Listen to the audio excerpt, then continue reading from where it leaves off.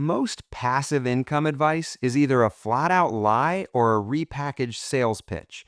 Some methods actually work, but most will cost you more time and money than you'll ever make back. Look, I get it. You're tired of trading every single hour for dollars. Maybe you're juggling two jobs, or you're stuck in the paycheck to paycheck cycle where one car repair wipes out your savings. The idea of money coming in while you sleep sounds like the escape hatch you need. But here's the thing, not all passive income is created equal. Some sources can genuinely build wealth over time. Others, they're just dressed up scams or require so much upfront work that they're basically a second job in disguise. By the end of this video, you'll know exactly which passive income methods are worth your time and which ones are designed to drain your wallet. We're ranking them tier list style, S tier down to F tier, based on how they actually perform for regular people with real bills to pay. And this matters right now because with inflation eating into everything from groceries to gas, people are desperate for extra income.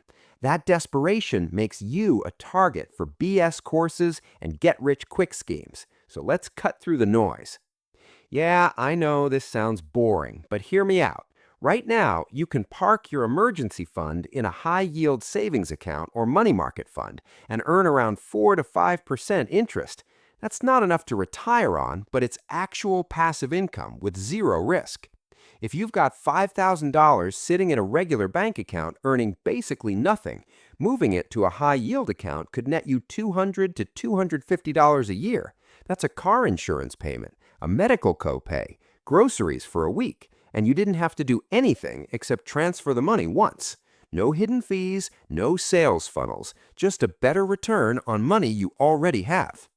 This is the closest thing to true passive wealth building that exists. You buy shares of an index fund, basically a basket of hundreds of companies, and over time the market tends to go up, historically around 10% per year before inflation. You're not picking stocks, you're not day trading, you're just letting your money grow while you go about your life. The key here is time. If you're 25 and you start putting even $100 a month into a broad index fund, compound interest does the heavy lifting for you. But here's the catch. You need money to start with, and you have to leave it alone. This isn't a get cash next month strategy. It's a long game, but it works. Owning rental property can be legit passive income, but only if you've got the capital to start and you hire a property manager. Because let me be clear, being a landlord is not passive if you're the one fixing toilets at midnight. If you can buy a property in a decent area, charge rent that covers your mortgage plus maintenance, and hire someone to manage it, you've got a real income stream. But most people can't afford the down payment, and even if they can, one bad tenant can turn this into a nightmare real fast. So yeah, S tier in theory, but realistically, out of reach for most people under 30 unless you've got family money or a serious savings cushion. These are stocks that pay you a portion of the company's profits every quarter. Some companies are known for reliable dividends. Think big, boring corporations that have been around forever. It's not life-changing money unless you've got a huge portfolio, but if you're already investing, adding some dividend-paying stocks can give you a little extra cash flow. Just don't chase the highest yields. Sometimes those are red flags that the company's struggling. If you've got a skill people will pay to learn, this can work. But here's what most gurus won't tell you. The passive part only kicks in after months of hard work up front. You have to create the product, market it, build an audience, deal with customer service, update it when things change. It's a lot. And most people never make more than a few $100 because the market's saturated. That said, if you genuinely know something valuable and you're willing to put in the initial grind, it can turn into real passive income down the line. Just don't expect overnight success. You lend money to strangers through a platform and they pay you back with interest. Sounds great, right? Problem is, people default a lot, and when they do, you lose your money. The returns can be decent if you spread your risk across a bunch of loans, but it's nowhere near as safe as a savings account or index fund. It's passive, sure, but it's also a gamble. This is where you promote someone else's product and get a commission when people buy through your link. It can work if you've already got an audience, a blog, YouTube channel, social media following. But here's what most people miss. Building that audience takes years, and even then, most affiliate marketers make pennies. The ones pulling in serious money are either spending heavily on ads or they got in early before the market was flooded. If you're starting from zero, this is a long shot. You design something, upload it to a platform like Redbubble or Teespring, and they handle printing and shipping when someone buys it. No upfront cost, which is nice, but the profit margins are razor thin, and unless your designs go viral, you're making maybe $2 to $5 per sale. Most people who try this make less than $50 total. It's passive, sure, but it's also basically pointless unless you're a designer with a strong brand already. If you're a photographer, you can upload photos to stock sites and earn a few cents every time someone downloads them. Emphasis on few cents. The market's oversaturated, and AI-generated images are eating into it even more. Unless you're cranking out thousands of high-quality, niche photos, this won't move the needle.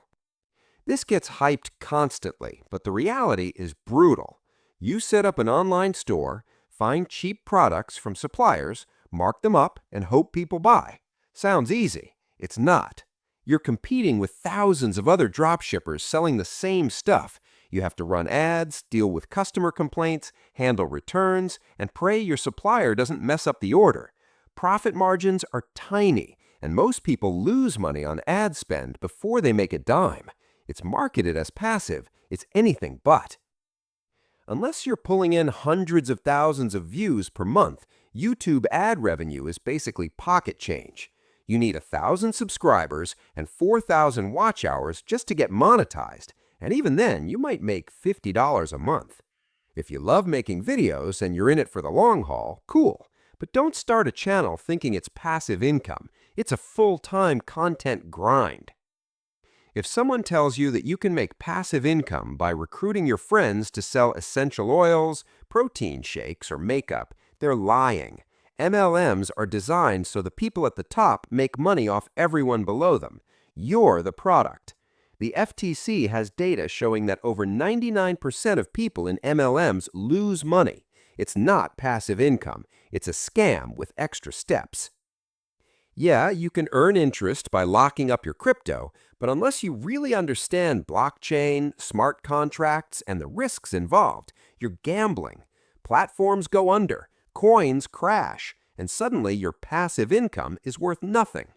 If you're deep in the crypto world and you know what you're doing, fine. But for most people, this is just another way to lose money while thinking you're being smart. These promise to trade for you and make you rich. They don't. They're either scams outright or they're poorly coded programs that lose your money faster than you can deposit it. If automated trading actually worked, billionaires would be doing it, not selling you a $99 course. So here's the reality check. True passive income, the kind where you actually make money without constant effort, requires one of two things: upfront capital or upfront work, usually both. The S-tier options work because they're based on real economic principles, not hype. The F-tier options work because they're designed to extract money from you, not generate it for you. If you're living paycheck to paycheck right now, don't feel like you have to force passive income into your life. Sometimes the best move is just finding ways to keep more of the money you already earn, negotiating bills, cutting subscriptions, fixing your tax withholding. Real security comes from understanding the rules, even when they're stacked against you. If this helped you sort through the BS, hit subscribe. I'm breaking down real finance topics without the hype every week. No fluff, just what actually works. See you in the next one.